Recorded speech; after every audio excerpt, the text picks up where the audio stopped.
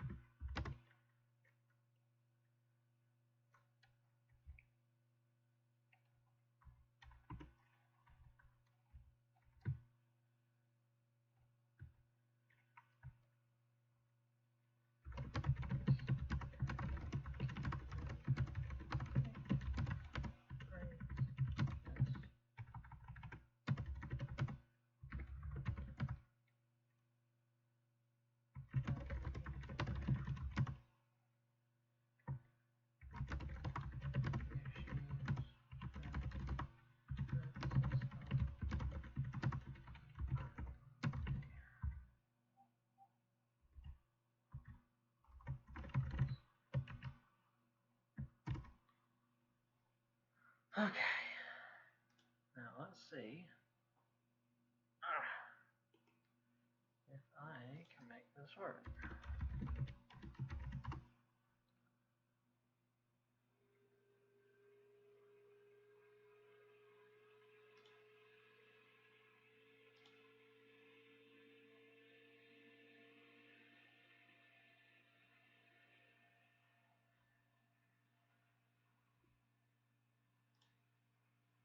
Okay.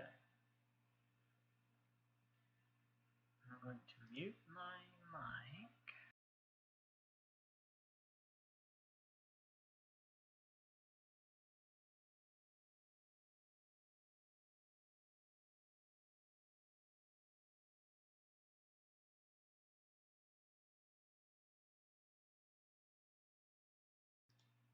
Oh, shit.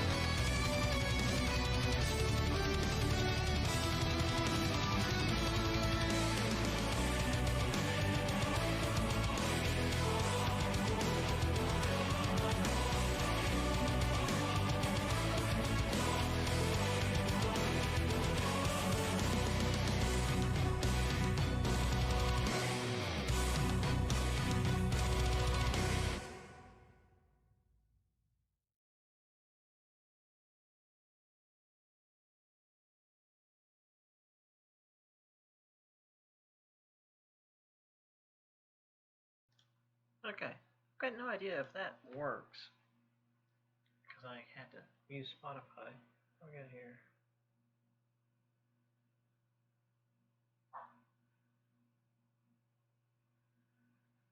Surprise. Okay.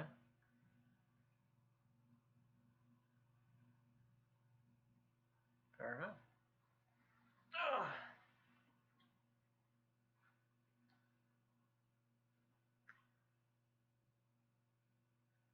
Oh, let's get. What was the name of that song? Um.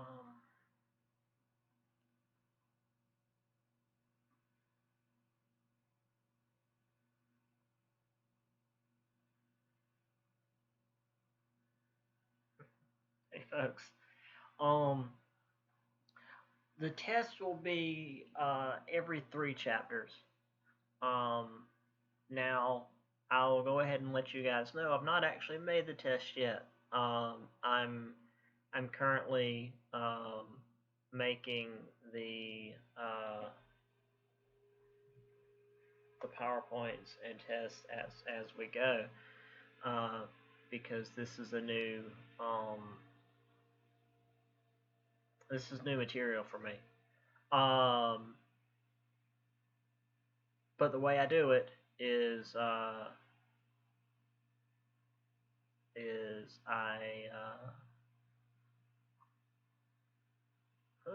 suddenly I'm tired again. Is every 3 chapters will have a test, which gives me a lot of material to pull from, but it also means that I don't have to be really nitpicky, so I can pull from very broad ideas, so we don't have to get super specific with stuff. Um, so like if I want to ask about Magellan, I can literally just ask about Magellan rather than be like, when did Magellan leave from Spain? Uh, where did Magellan die? How many Magellan's men made it back to Spain? When did Magellan's men make it back to Spain? All that crap. You know, I'll probably ask, where did Magellan die, which is the Philippines, but, and maybe, who was,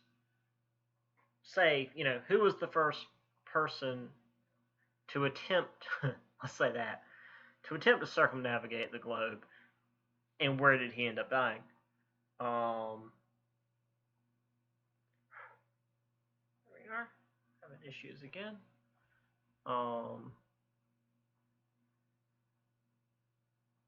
Okay.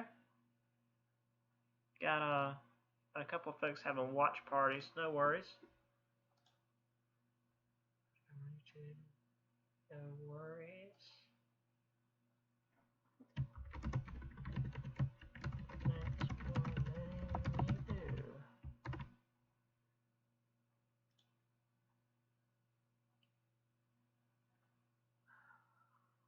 Crap, I forgot the name of the. I'm not doing good with names today, so I just can't. There's no way I can find the thing right now.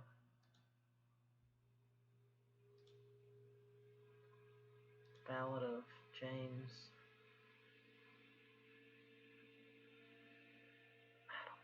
Okay, doesn't matter. We got to start the thing. But yes, thank you all for commenting here, letting me know you're all in. Appreciate it. I think I responded to the emails for those of you that weren't able to make it in, so thank you for that. All right. I've actually got both my stream studio thing up as well as the one that I watch while I'm doing the video, so everything seems to be in order. Why is this taking us done? The one I'm watching as an observer is more current than the one that I'm actually watching as the streamer. Typical YouTube. Okay. Good. Looks like everyone's here.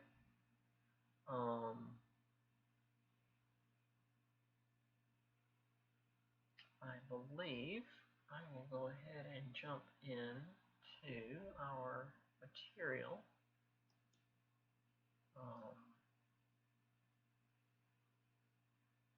Yeah, cool. Well, unless we have any questions before we get started, I know you guys did ask about the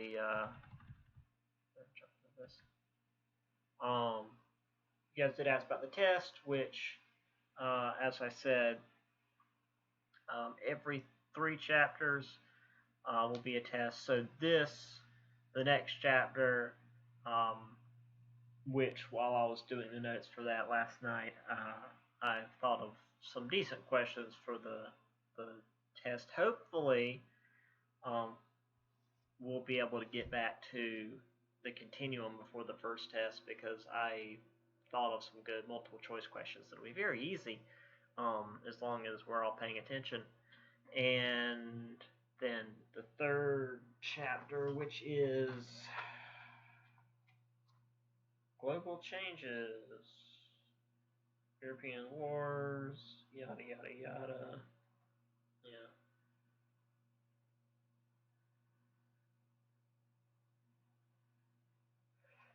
So, all that good stuff.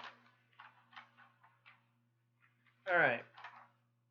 So, we're selling Climate Exchange. Okay. So as we mentioned, Climate Exchange,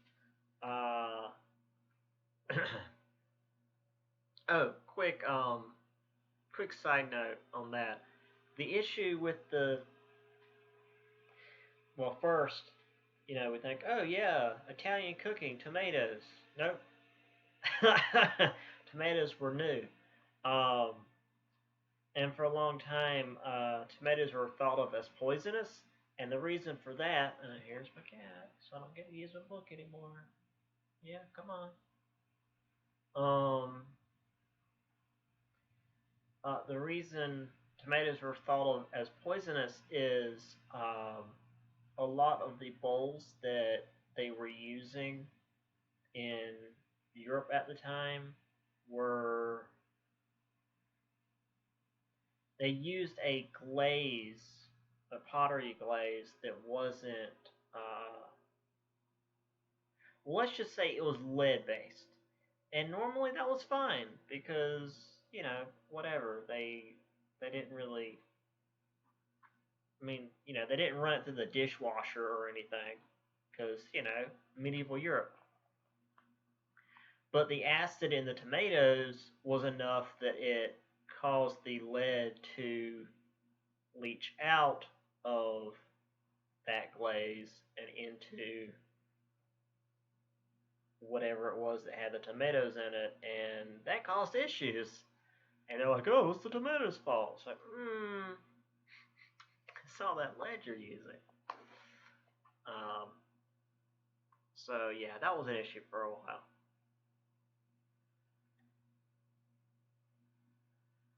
But also, sugarcane, honeybees, bananas, none of that is native to North America.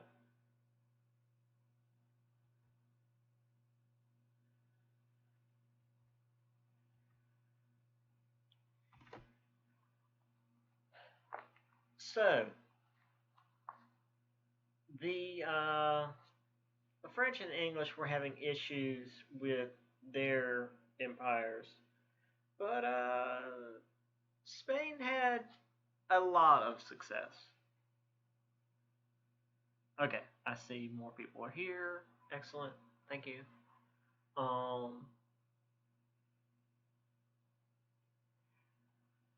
So it took several weeks, basically a month, to get to Was it weeks or months? I don't even remember. It took a long time with good weather to get from Europe to North America. And getting back was even more difficult because, again, the winds. I mean, you're using sailing ships.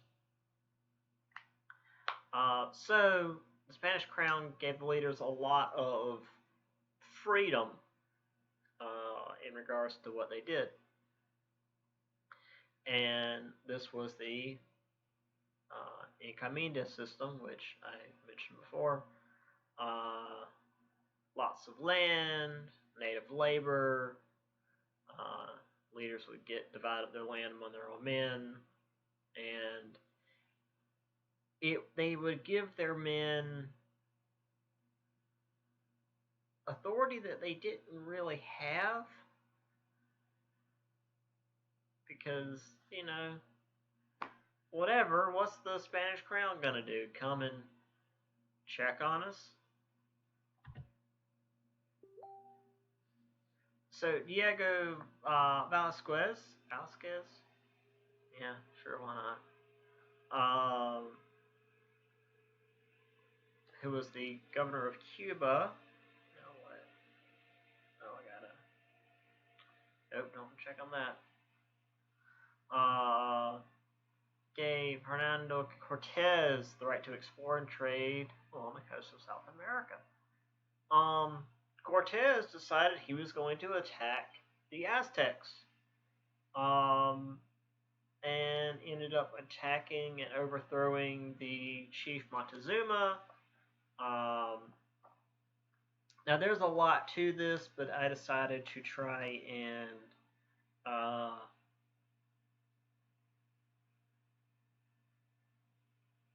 to condense it as much as possible.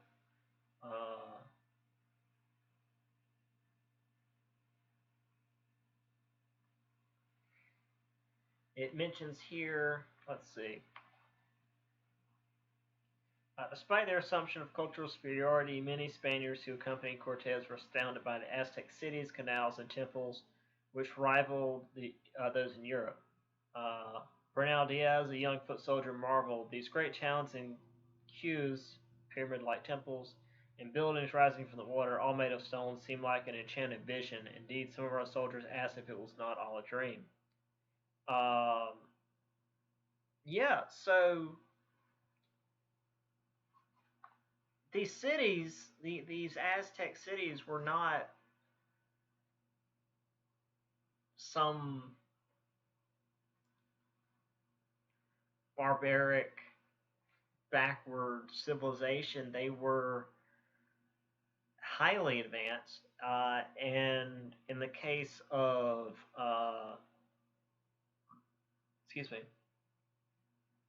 the capital city, Tenochtitlan.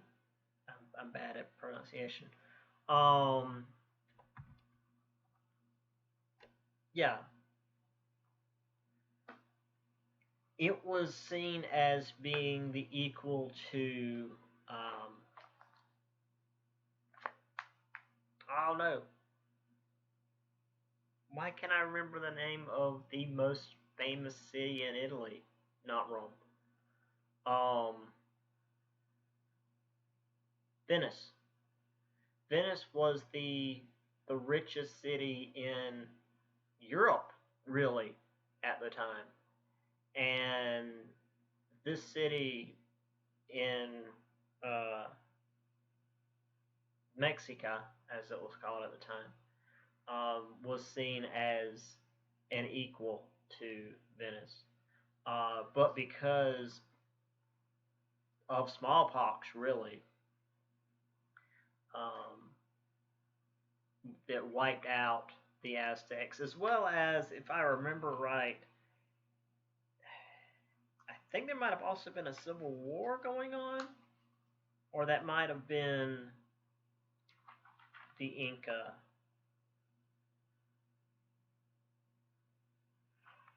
But either way,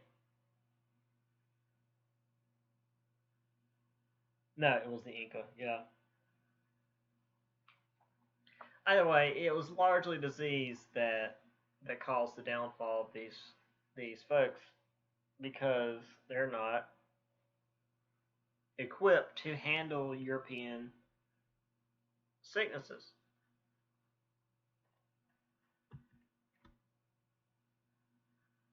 And I just mentioned that Francisco Pizarro conquered the Inca Empire in a very similar way. That just included a civil war among the Inca people that he took advantage of, but also lost smallpox. So Spain, Spain got a lot done in North America in a short period of time. In fact, that's most of this chapter is just Spain doing what Spain does. So here is Cortez's movements, and see, here's the thing: is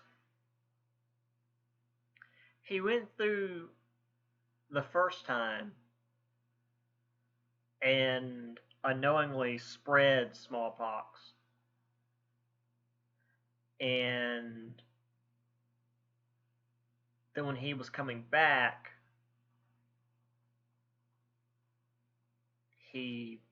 they were already weakened, so it was much easier to overthrow them.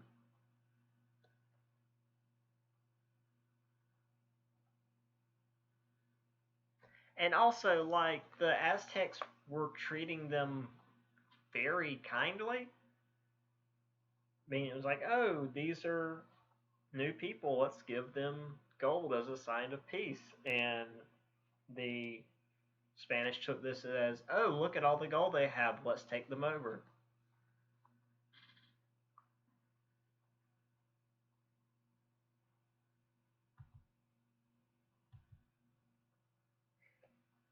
Yeah, so here's a depiction of the conquest of the Aztecs. Of course, depicting the Aztecs as rather brutish.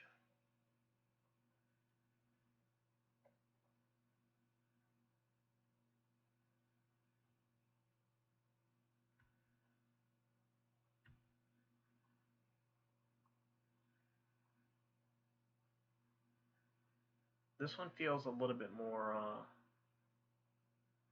modern. Montezuma there looks more human.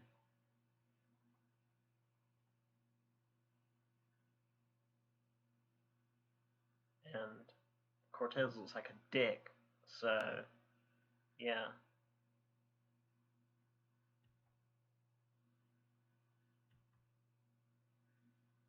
For some reason, I couldn't find a high quality image of that, so apologies for literally all of the pixels. But yeah, there's the path that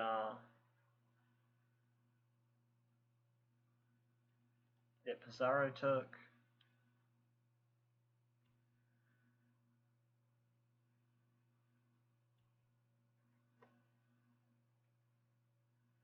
There again, this subjugation of natives, depicting them as subhuman because, of course,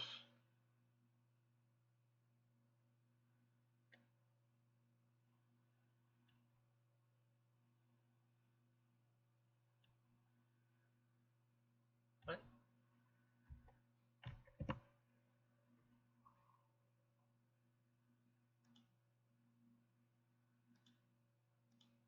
Hold on.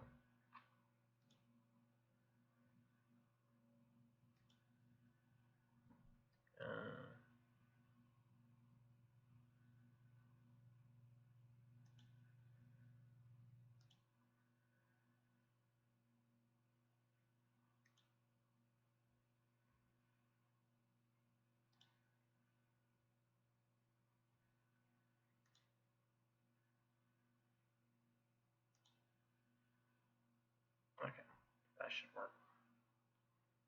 Save. Okay.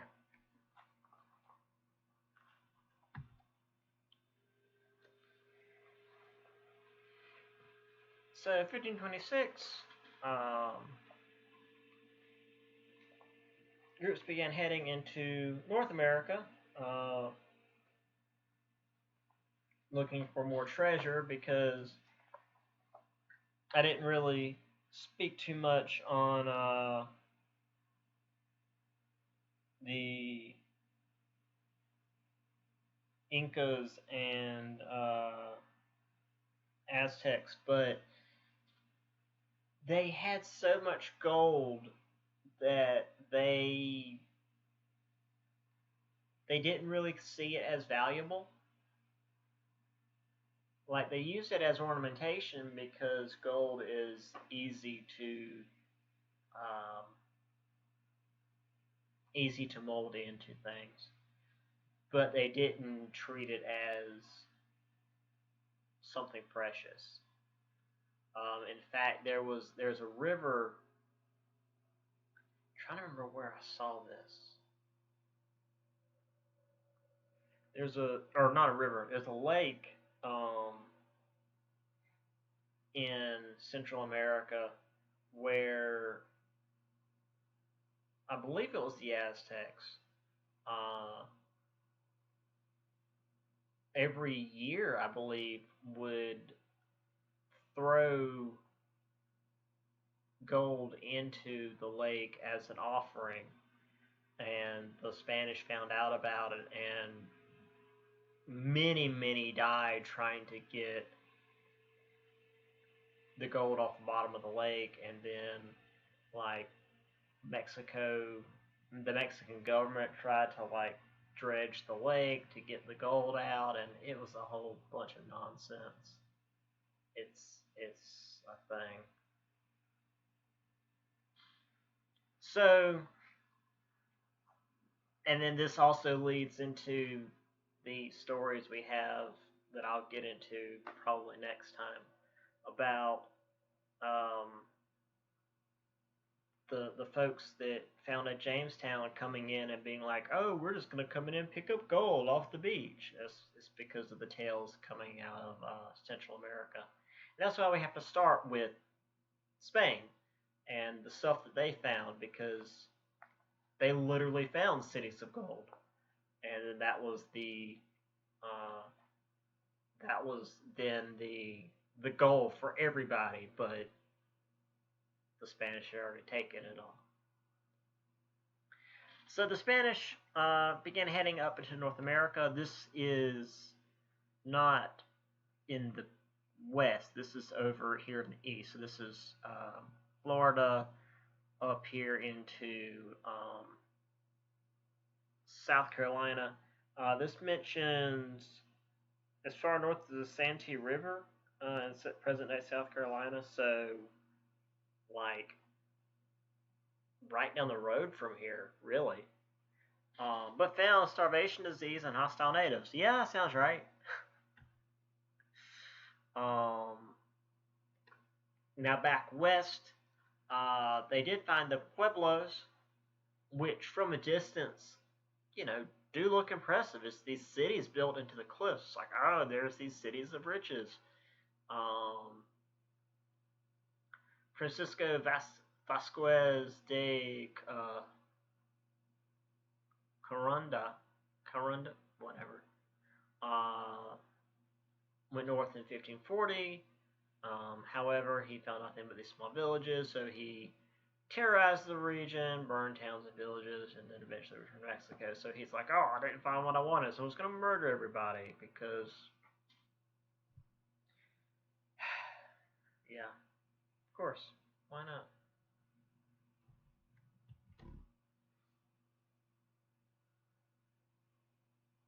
Hernando de Soto,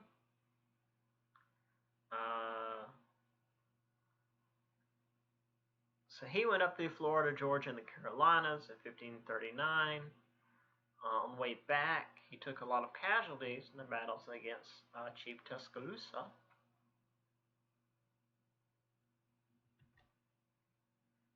And apparently, and this to me is just peak European arrogance.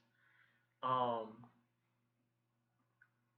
while they didn't, I mean, obviously didn't lose, um, it was such a bad fight that he didn't want news of this to reach Spain. So rather than go back to their supply ships after fighting this pitched battle against these hostile natives, he instead went away from the supply ships, went up through Tennessee, Arkansas, Oklahoma, and Texas, and became the first European to report seeing the Mississippi River.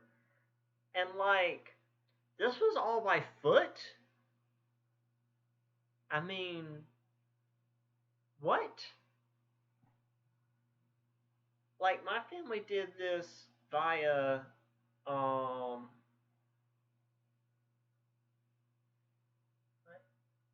family did this, you know, as a road trip many years ago, and that was a long trip from here in South Carolina. I can imagine going from Florida up, down, through Tennessee, even, and around. Oh, Jesus.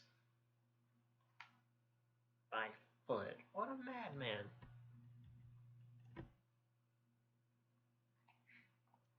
And though this whole, you know, because his expedition was actually to find the Fountain of Youth, I believe. Um,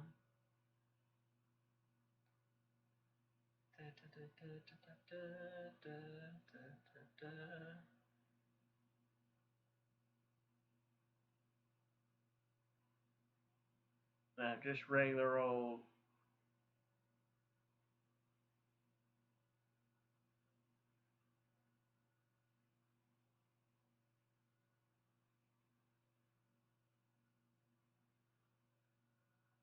Yeah.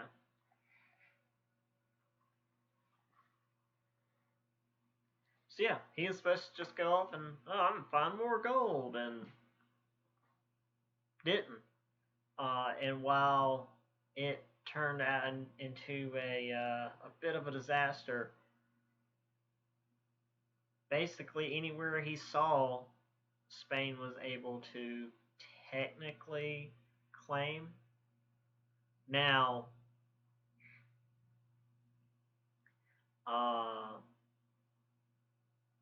as we're going to see later on, that doesn't mean a hell of a lot to other European powers. Uh, but, you know, it was a feather in the cap for Spain. And also, it exposed more tribes to diseases, which, I mean, I guess it was good for the Europeans.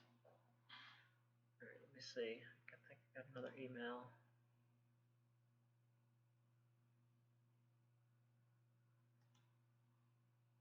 Okay.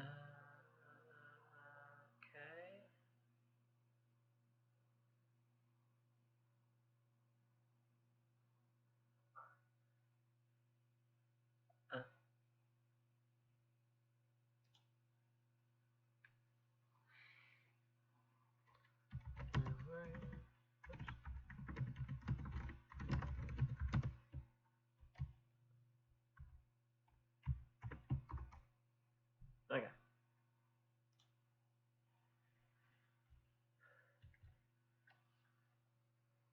So there's the expedition by Carandora to, you know, find these 7 cities of gold.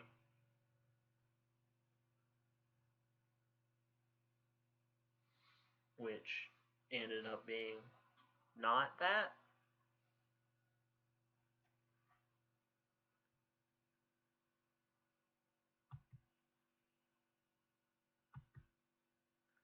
There's Chief Tuscaloosa.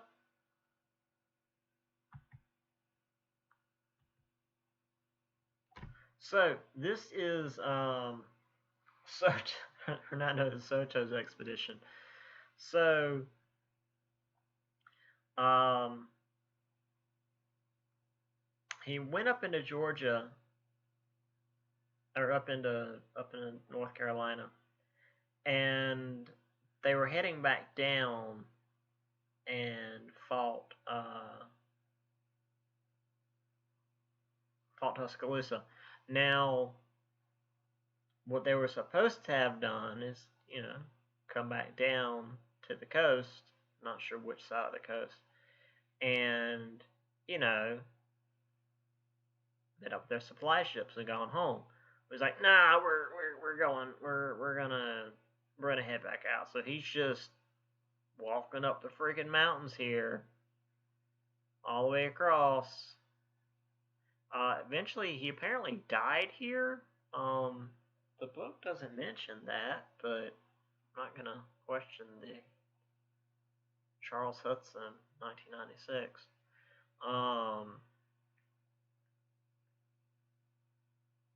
So then Luis Moscoso goes to Texas here, and then I guess heads down through Louisiana and off to Mexico. Now, again, these years that we've got, because I'm putting years on everything. Again, don't worry so much about the years. I'm not going to say, well, when did Hernando de Soto do his stupid thing in North America? But this shows you that it took him 2 years to do it. 39 to 11. But also keep in mind this is 1539 to 1541, and then when we get to, say, the France and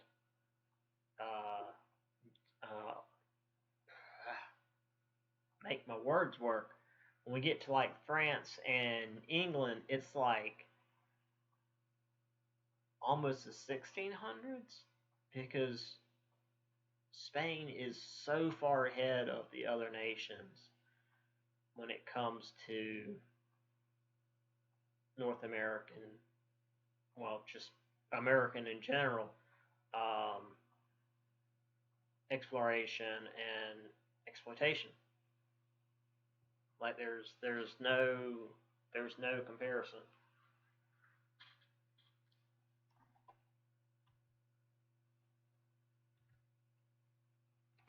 I mean, France attempted. Again, we have here 1524 Italian navigator Giovanni de Verrazzano traveled from Cape Fear, North Carolina, up to New York Harbor, claiming all the land for France, but he never actually landed, I don't think. Jacques Cartier sailed into the Gulf of St. Lawrence, traded with the Micmac natives,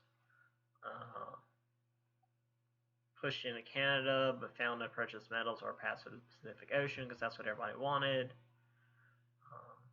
Sieur de Roberval tried to set up Quebec in 1542, but they abandoned it because the weather sucks up there in Canada. At least they're in Quebec.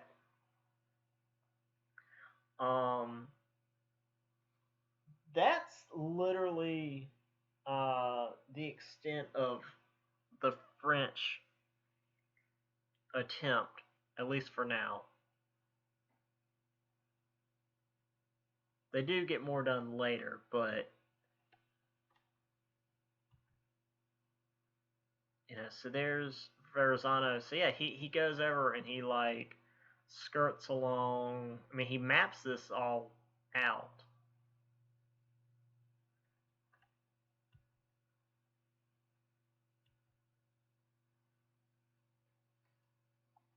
There's Cartier. You know, he travels he travels all the way to where Montreal will be,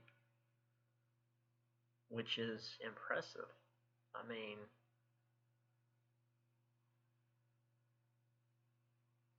I guess that's on the river? Yeah, there's rapids there, so he's like, oh, can't go any further than this.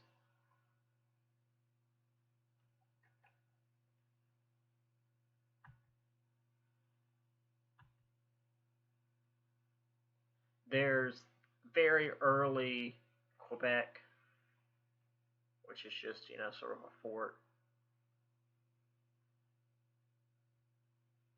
Got another picture of actual Quebec. So I was like, oh, founding of Quebec, and it gave me like a much later year, and I was confused for a minute. I was like, oh, wait.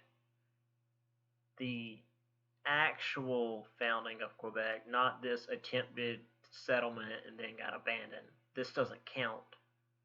If it gets abandoned, it doesn't count.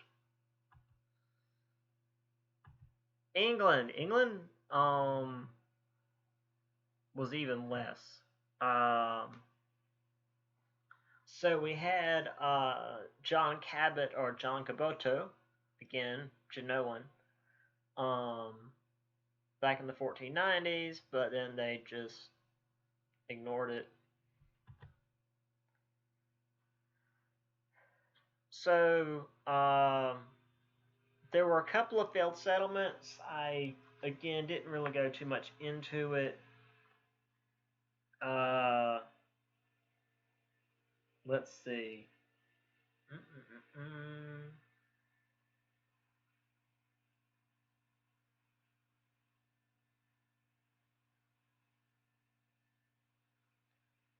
Mentions inadequate financing, dooms Sir Humphrey Gilbert's. Can you imagine if our first colony was set up by a man named Sir Humphrey Gilbert? Good God. This was in Newfoundland, so yeah, that was a bad idea. Inadequate supplies, harsh climate, Sir Fernando Gorge,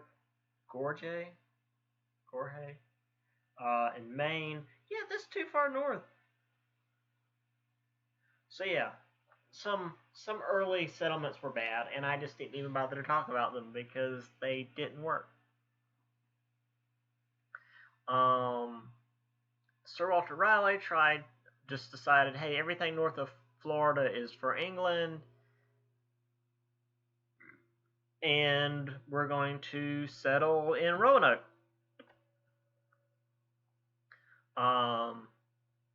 The first time there weren't enough supplies, so they abandoned it. The second time, when the supply ships came back, the entire colony was abandoned. And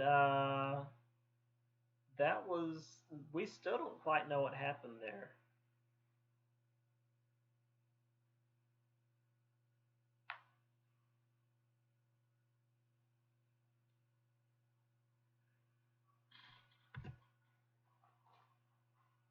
So again, 1590, it's almost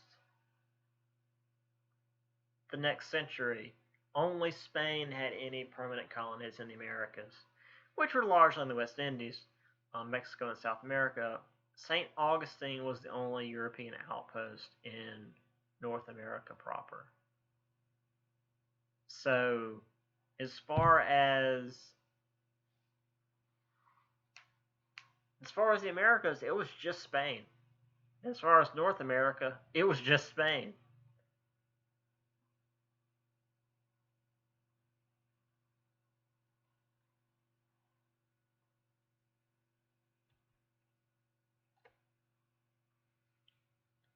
And, even though the French and the English were not doing very well,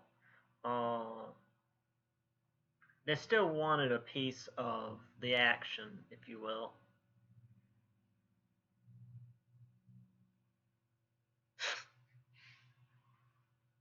God damn it. Always has been.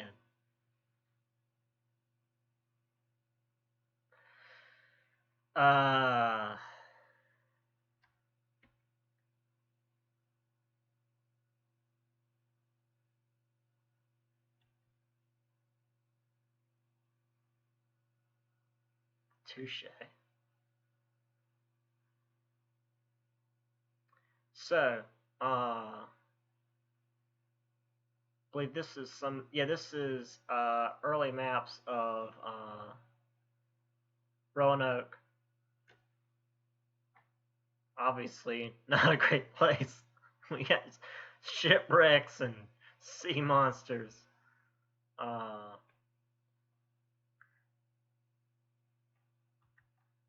I need to turn on my overhead fan just a moment. It's getting warm in here, and I don't want to turn on the air conditioner.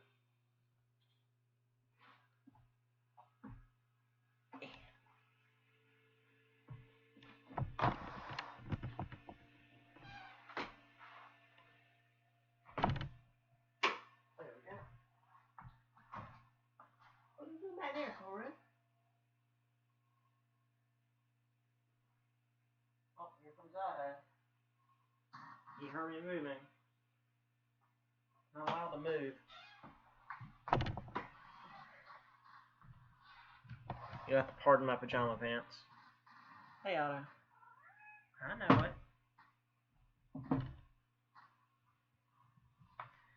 Okay.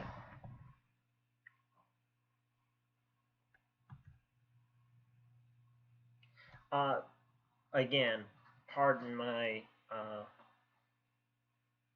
2-pixel image here. But this is famously the only real thing they were able to discover after the colony of Roanoke disappeared, was this word carved into a tree, Croatoan, which they don't really know what it means. It might be the name of a tribe of natives nearby, but they were never quite able to figure out what that meant.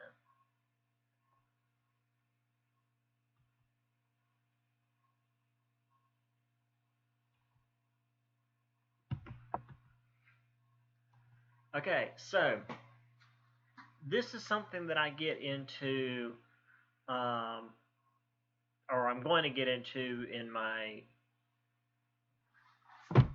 this class, my other one that I'm teaching, my European history course. Spain is taking so much money out of, well, I say the colonies, but just stealing from, the Aztecs and Mayas and Incas.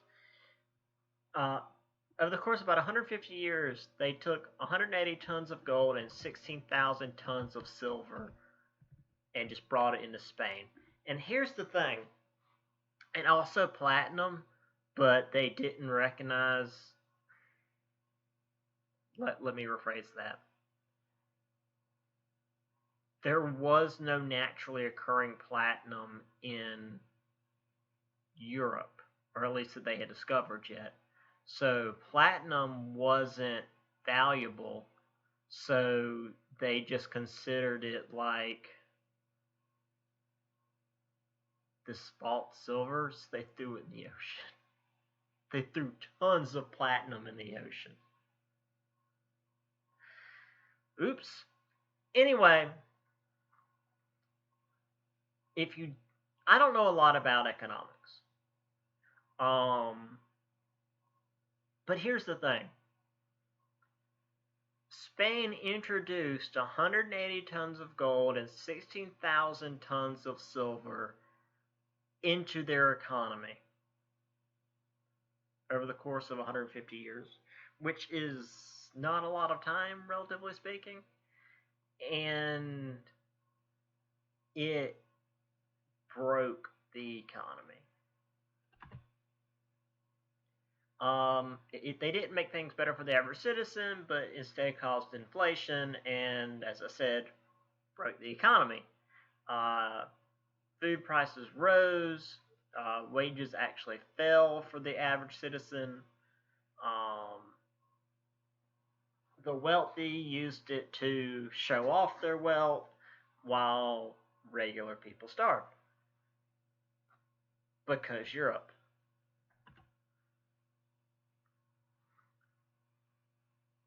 Now, King Philip did use the funds to expand the Spanish military, conquer Portugal and Italy, tighten his grip on the Netherlands. We'll talk more about the Netherlands in a little bit, because if you know anything about the Netherlands, they're tough, and they don't stay down for long. The Netherlands are really impressive to be this big on the map.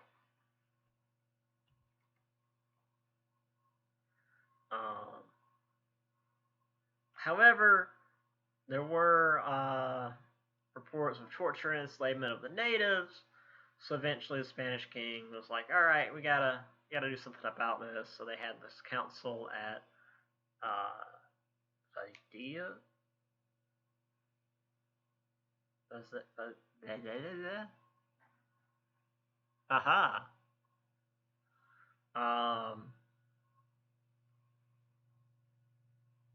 Valladolid, that. Led by Bartolomeo de las Casas. Now, I actually did a lot of work for someone who was writing a book on De las Casas. So I know a lot about this guy. He used to be a conquistador, but then he saw the abuses of the natives and became a Dominican friar to try to protect these people. And if you don't know what a friar is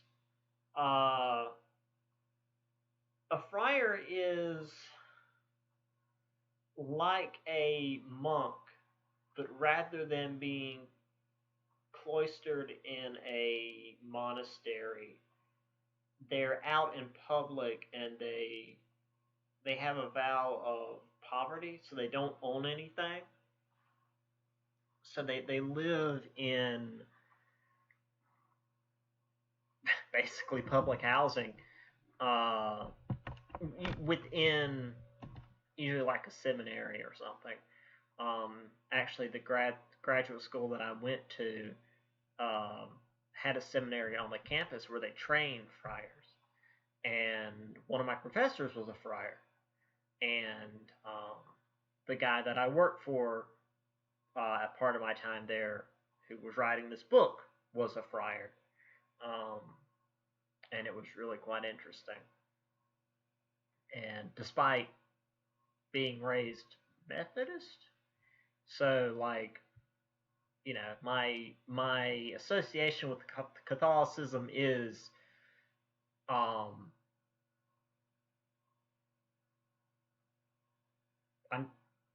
not Catholic, but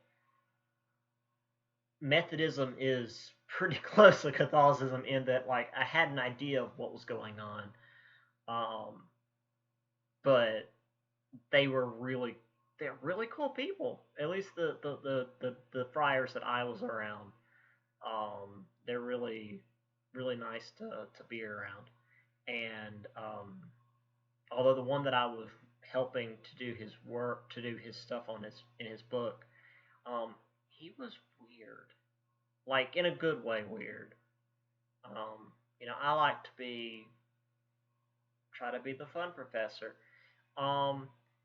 He had a horse head he would wear to class sometimes, just to weird students out. I'm not gonna wear a.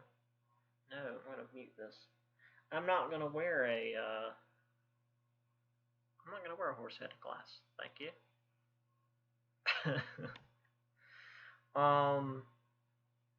Juan Ginés de Sepulveda opposed De las Casas. Now, he had never actually been to North America, but used these reports of cannibalism. Okay. I think we're good. Is it? Okay. Yeah, sorry, OBS buggered up. Okay, I saw it. It warned me at least. What email do I have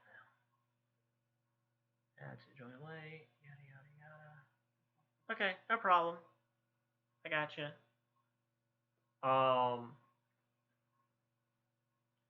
Anyway, yeah. So the stream hiccuped. Everything's cool. I assume everybody can still see me. But Sepulveda, he'd never actually been to North America. He was just using reports from people who claimed to have been there that, oh, well, they're cannibals and savages, so we need to conquer and dominate them. But De las Casas actually lived among the natives and worked with them, and like they built missions and took care of people, and like, far be it that I'm going to go to bat for the Catholic Church because they've done some bad stuff. But I mean, any large organization has. But they were doing their best, especially these friars, and it was more profitable to run these people over.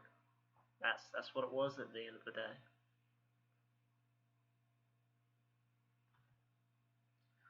So here's some of the gold and silver brought back from Mexico and Central America. The Spanish bullion. Let me just respond to this email in case they didn't hear me.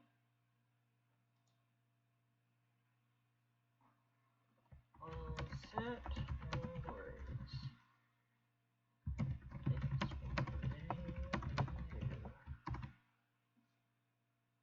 Okay.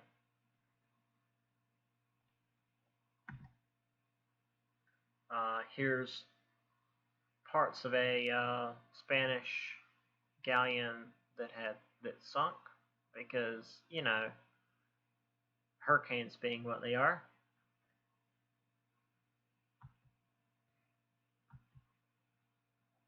There's De las Casas.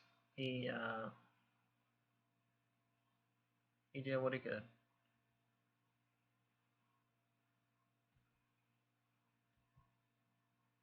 There's Sepulveda.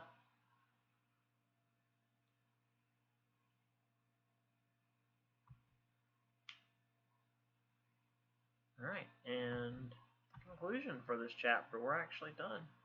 With this chapter, I've actually got most of the next chapter done, so we can get started on it. I'm glad that I at least got images for the first section of it ready. Yeah, so these Spanish explorers changed both the natives and Europe. Obviously, major changes in North America from the conquest and the disease and all that, but they invigorated Europe into conquest of their own, as well as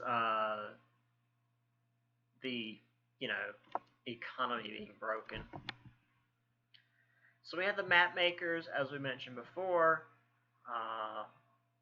the disease, the plants and animals, and of course the conquest being brought over. And the natives. The natives were transformed within a single generation. You know, I said it took 150 years for all that gold and silver to be transferred over, but for the natives that were hit first, especially the Aztecs, the Incas, and the Maya, it was almost immediate. These guys show up and that's it. It was over, and it's terrifying to even imagine it that way.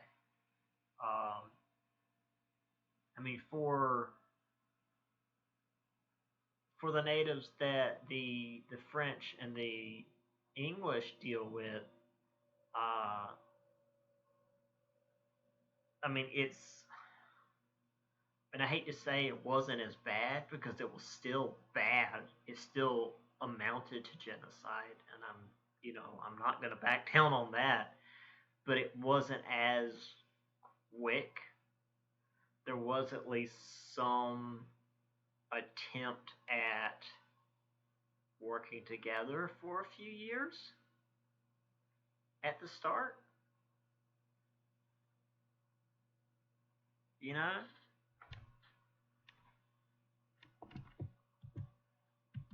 Okay. So let me pull up the other one and we'll get a little bit into that.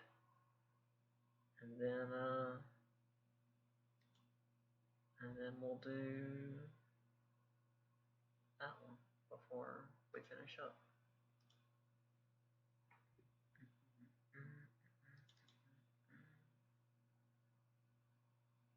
I'm gonna make sure I've got a slideshow properly working. Okay. Okay. I mean, for some reason it's got it picked up. I guess because I've just got it set for PowerPoint. Yeah, match title, otherwise find Windows sim executable. Okay, that's fine. Just as long as it's PowerPoint, it'll pick it up. Okay, that's neat.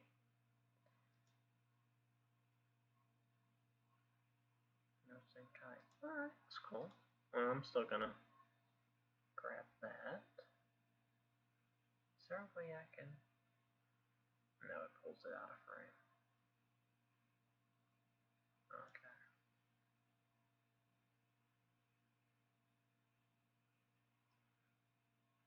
Oh, back this way just a little bit. Come on. Okay.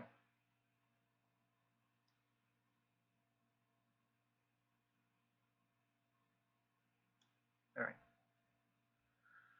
So, on to colonization, which is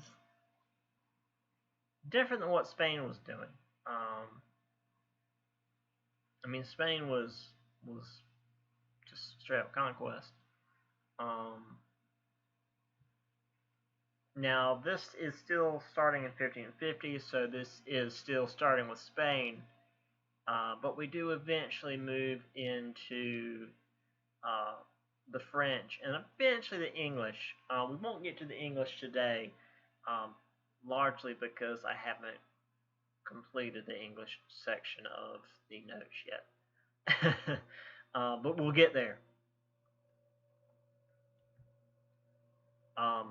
Now, I actually had the PowerPoints looked a little better than this, but then when I put in the pictures, it took away all of my fancy, like it had pretty colors on the sides to make it not look so plain, but then it took it away when I put the pictures in because it wanted to do something else. So PowerPoints, what are you gonna do? Anyway, so we have to go back to the early 1500s and discuss the Protestant Reformation, which again feels weird because I'm going to do this at the end of the class that I'm currently teaching before you guys.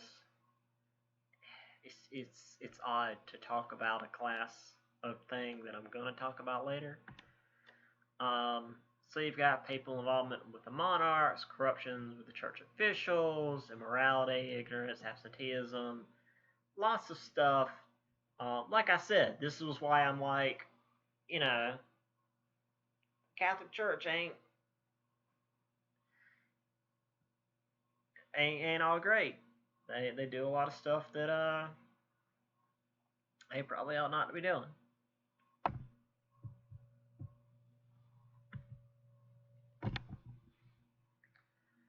So Martin Luther pushed against the practice of indulgences that Pope Leo X and the German bishop were using. Now, indulgences, if you're not familiar, basically you bought them from the church and they would absolve you from sin, or depending on the type of indulgence, they would like help your departed family member get out of purgatory faster and then go to heaven. It was weird. It was a racket, really. I mean, there's nothing about indulgences in the Bible. And that was, well, we'll get to that. That was Martin Luther's main issue, is that everyone should read and interpret the scripture for themselves, because none of this stuff that the Catholic Church was pushing at the time had any basis in the Bible at all. So, his followers, now technically Luther's followers were known as Lutherans. Don't worry about it. We're not going to get that deep into it. And technically they became known as Protestants because of something else, but don't worry about it. But they did protest the Catholics, so they became known as Protestants. That's the whole thing. But this idea that they should read and interpret the scripture for themselves was popular among the middle class that was largely literate. And its attack on the church's indulgences and corruption was popular among the people that resented the wealth and lack of attention of the priests, because the priests were corrupt and did whatever they wanted and didn't really care about the common people. So, you know, he was getting very popular very fast. And the thing is, that wasn't his intention. He didn't want to cause a revolution. He wanted to bring up these concerns within the church and have them resolved within the church and be done with it.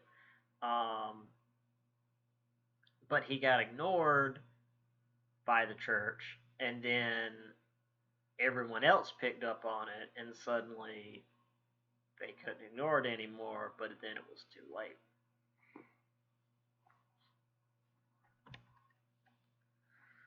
In Switzerland, John Calvin made his own form of Protestantism, Calvinism.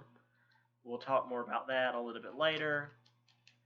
All were destined by God, whether they would go to heaven or hell, regardless of their good works. This is known as predestination. We'll discuss Calvinism a bit more later, but just know that Calvinism is Protestantism, but kind of its own thing. Protestantism splintered very rapidly.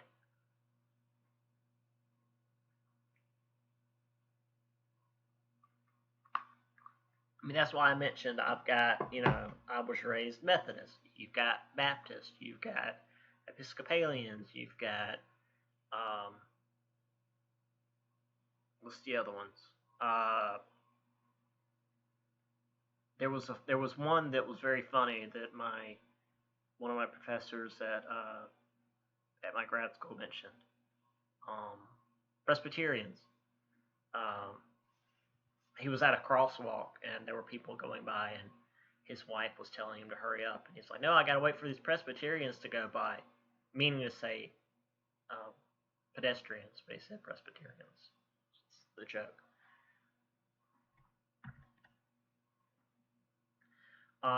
Protestant Reform eventually also spread to England, but for a very different reason. King Henry VIII wanted to annul his marriage, but the Pope wouldn't allow it, so he's just like, screw it, I'll make my own Catholic church with blackjack and hookers. If you don't get that joke, you need to watch better TV. Futurama was so much better than it should have been.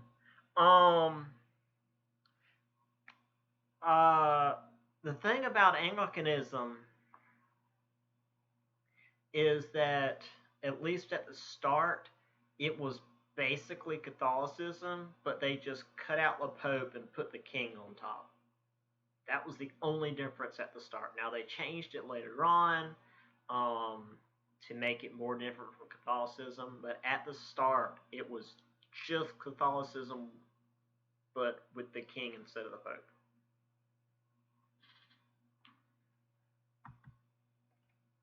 So there's Martin Luther being very upset about things.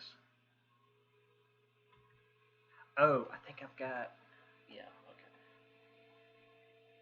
We're going to have some class participation here at the end of class. Okay. This is one of the, there were a lot of, say, political cartoons at the time, and this was one of the Protestant, let me take a step back. So I mentioned that the middle class was largely literate, and they could read the Bible and often the pamphlets that were sent around to encourage this Protestant Reformation, but not everyone could read. So they would often put out pamphlets that just had images, that just had pictures. So they would have, these political cartoons, or these religious cartoons, which religion and politics were the same thing back then. And this was one of the most famous ones. Now, there are two major pieces of symbolism in this image. I will tell you one, and then I want you guys to find the other one. So, in this image, you see the Pope here. This is the Pope hat. This is the old Pope hat when it was like a multi-tiered cake. He's signing indulgences. But the indulgences have coins tied to them because, you have to pay for them. Sorry, my cat's laid out like a beach whale. But down here you have people counting the coins out to tie them to the bottom. Basically, this is reminiscent of the scene in the Bible with the money collectors or the money changers in the temple when Jesus got pissed and flips tables and starts beating people with the whip. Like the one time Jesus aggroed and was like, I'm going to bust some ass. So that's what this represents.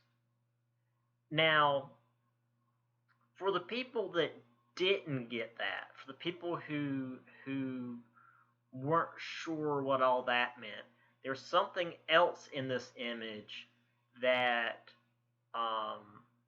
that makes what's going on a little more clear. Does anybody see that?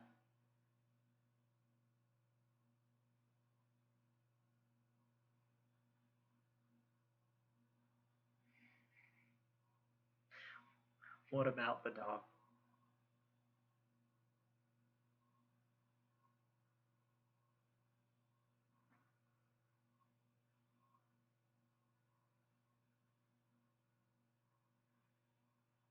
You are correct. It is the dog. What about the dog? What is the dog doing?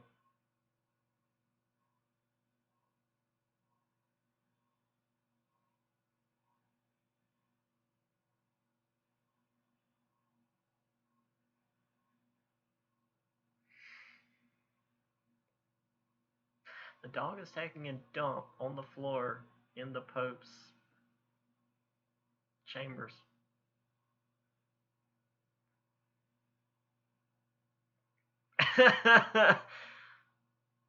You know, he's straight up.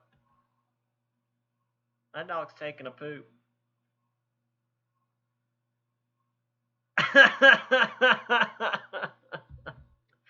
But yeah, no, this is legit. Like this is a historical political cartoon with the Pope as a money changer, and a lot of times it cuts off right here when you see if you Google it.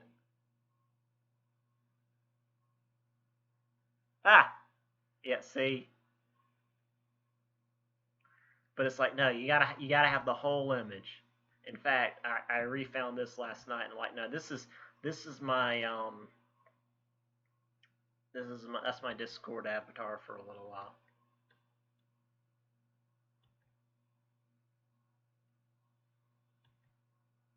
Anyway, there's John Calvin. He's not as funny as the dog. Oh, speaking of stuff that doesn't make sense, there was I guess it's an HBO show about King Henry VIII and all of his wives. Now, notice this dude and what he actually looked like. Now, to be fair, as fair as I can be, right. This is what he looked like towards the end of his life when he had gout and like also all of the venereal diseases. So maybe it's implying that this is him towards the beginning of his life, but this is also all of his 6 wives, so I don't know.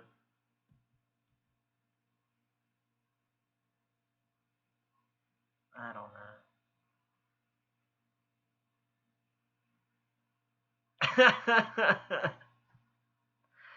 Even worse, I couldn't, for some reason, the image with the subtitle on it, I couldn't find bigger than like 300 pixels. But the original one that I had, it had the subtitle here, The Final Seduction. It's like, what? That's awful. Before and after the weight loss pills. Bless you, Henry. All right, let's do a little more Reformation. We've got a couple more minutes. I don't want to leave it in the middle of things. So Spain and France remained Catholic. The church began a Counter-Reformation. Right? I mean, I guess it lasted a couple of seasons. Something flew by the window. Council of Trent addressed some of the issues brought up by the Protestants. Now, the thing about all of this, the reason I even brought any of this up is that it contributed to the empire building in North America. Because now, rather than it just being, we have to spread the Catholic faith, it's, now we've got competition to spread either the Protestant or the Catholic faith. And if you were, say, Protestants in, say, France, the Huguenots, you would need to get out of France and go to North America. Or if you were one of the many groups of Protestants that weren't Anglican in England, you would want to leave and go to North America, that sort of thing. Or in the case of the Irish, just starving to death. So yeah, you had your religious conflicts, the Protestant Reformation, 30 Years' War. Well, we won't get to that in this course. peasant unrest, economic crises, military conflicts. So that's going to get people to leave. So you got your Council of Trent.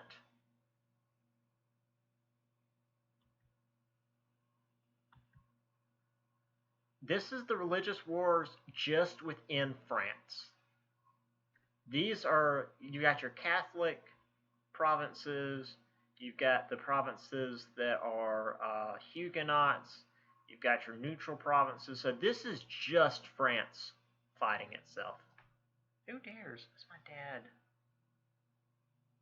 Not right now. This was the 30 Years' War. Roman Catholic in green. Roman Catholic with Protestant minorities in purple.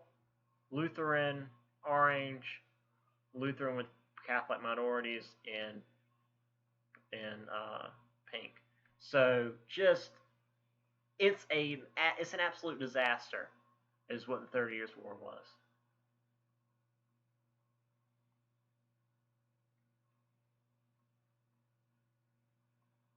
And any of these solid colors, notice that the big solid colors are the ones with the minorities in them, which means that there's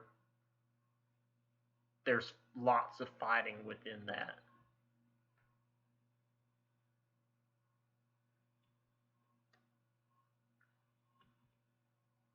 And then there's just in North America. I'll get to you in a second, old man. All right. We'll get to that in a little. We'll get to that next time. My dad's apparently coming over, which is fine because we've actually pushed right up to the end of class. So yeah.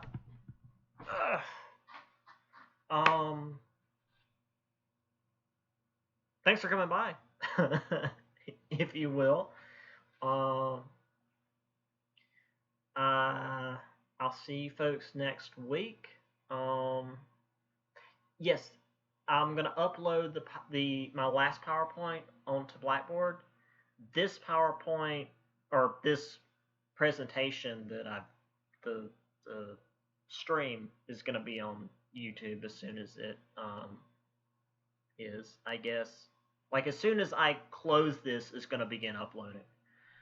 But yes, as far as the PowerPoint itself, I'm going to put up on Blackboard when I can. What do you want, cat? Yeah, so we'll have that. And I need to get the what's it called?